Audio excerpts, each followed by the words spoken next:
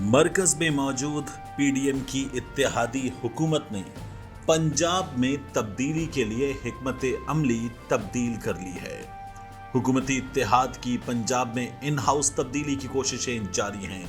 इस हवाले से आसिफ अली जरदारी को खुसूसी टास्क दे दिया गया है।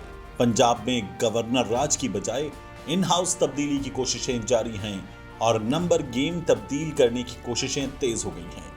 इस सिलसिले में हुकूमत की इत्तेहादी जमातों में मुशावरत हो रही है। इत्तेहादी इन हाउस तब्दीली के हक में हैं।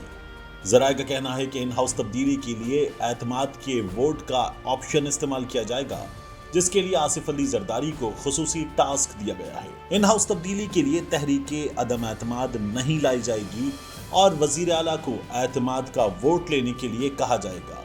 एतमाद का वोट ना लिया जा सका तो वजीर आला का इंतखाब दोबारा होगा। याद रहे कि मुस्लिम लीग नून को पंजाब में अदम एतमाद के मामले पर पार्टी के अंदर मुखालिफत का सामना है।